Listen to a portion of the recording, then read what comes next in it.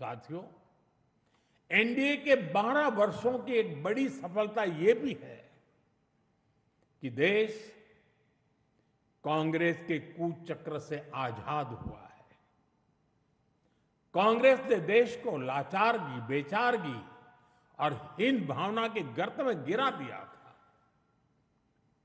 देश को यही एहसास कराया जाता था कि भारत में विकास धीरे धीरे ही होता है, भारत में तेज विकास संभव ही नहीं है। और बड़ी ही चतुराई से इस धीमी विकास को एक नाम दिया था, हिंदू ग्रोथ रेट।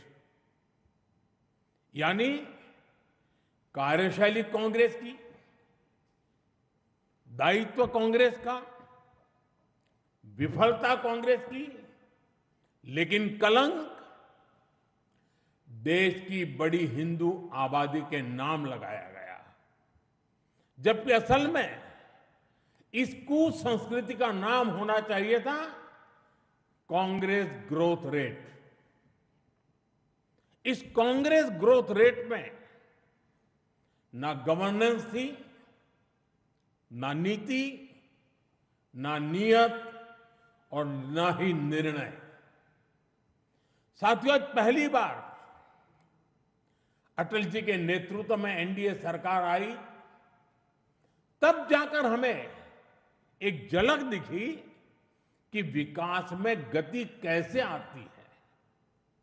लेकिन दुर्भाग्य से 2004 में देश फिर से अस्थिरता के बवंडर में और कांग्रेस के शिकंजे में फंस गया।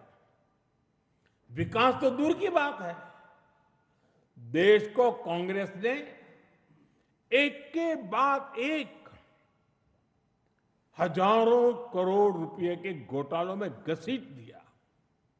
साथियों,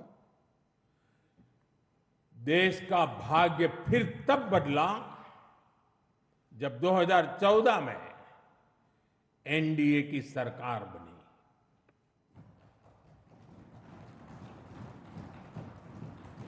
देश ने देखा कि जब नियत, नीति और निर्णय तीनों एक साथ काम करते हैं तो विकास की गति कैसी होती है। देश ने देखा कि जो काम दशकों में होते थे, वो काम महीनों में होने लगे।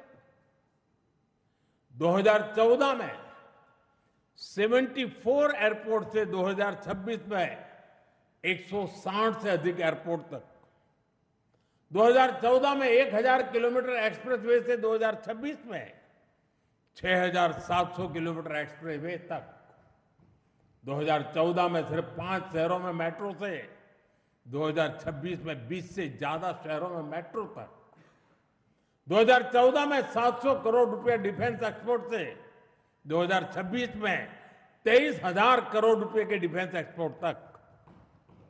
देश ने बहुत लंबी यात्रा तय की है। साथियों, 2014 में देश में केवल 25 करोड़ इंटरनेट यूजर थे। आज 100 करोड़ से अधिक यूजर इंटरनेट से जुड़े हैं। 2014 में डिजिटल पेमेंट्स ना के बराबर थे। आज भारत डिजिटल ट्रांजैक्शन में नंबर 1 देश है।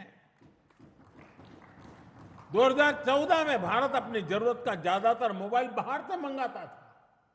आज भारत 33 करोड़ से अधिक मोबाइल हैंडसेट खुद बनाता है। 2014 में सोलर क्षमता केवल 2.5 गीगावाट थी। आज यह 150 गीगावाट से अधिक है।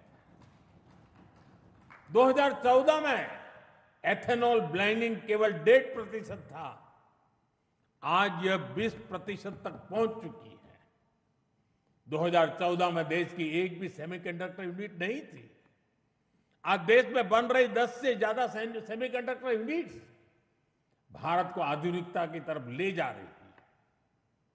साथियों, हमने देश की जरूरतों को अपनी नीतियों और निर्णयों का आधार बनाया। नई सोच से नए फैसले लिए। हमने युवाओं के लिए स्किल डेवलपमेंट मिनिस्ट्री बनाई। सहकारी क्षेत्र को मजबूती देने के लिए अलग कोऑपरेटिव मिनिस्ट्री बनाई। हमारे मछुआरे भाई बहनों के लिए अलग फिशरीज मिनिस्ट्री बनाई।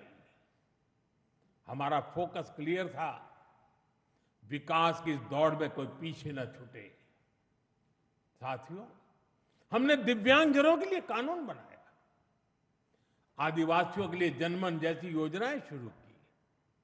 पशुपालकों और मछुआरों को पहले किसान क्रेडिट कार्ड का लाभ नहीं मिलता था, हमने उन्हें भी इस सुविधा से जोड़ा। और इतना ही नहीं, हमारी सरकार ने रेहड़ी पटरी वालों को भी स्वनिधि क्रेडिट कार्ड की सुविधा दी। साथियों, सवाल यह है कि अगर 12 साल में इतना कुछ हो सकता है तो फिर दशकों तक क्यों नहीं हुआ? ये कांग्रेस ग्रोथ रेट और एनडीए ग्रोथ रेट का अंतर है। एक व्यवस्था लोगों को इंतजार कराती थी, आज की व्यवस्था परिणाम दिखाती है। एक व्यवस्था काम अटकाती भटकाती थी, आज की व्यवस्था कहती है काम अभी होगा, समय पर होगा और बड़े पैमाने पर होगा। और इसलिए साथियों, 2014 से 2026 की कहानी केवल आंकड़ों की कहानी नहीं है।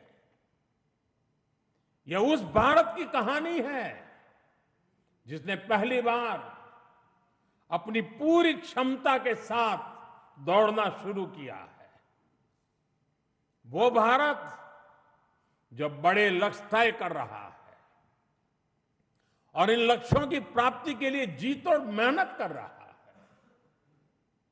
साथियों, एनडीए के 12 वर्षों की उपलब्धियों की एक और विशेषता है।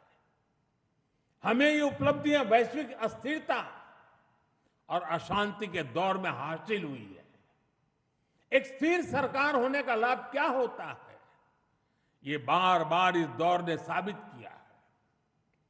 कोरोना के समय को हम कभी नहीं भूल सकते, जब हर तरफ हाहाकार मचा था, लेकिन भारत उस हालात को मुकाबला करते हुए भी सफलता से आगे बढ़ा।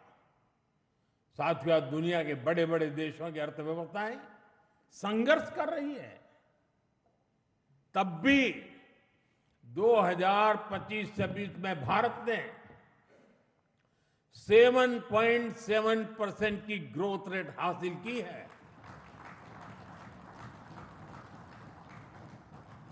और पिछला क्वार्टर तो जो 31 मार्च को खत्म हुआ, उसमें भी भारत की ग्रोथ 7.8% रही है।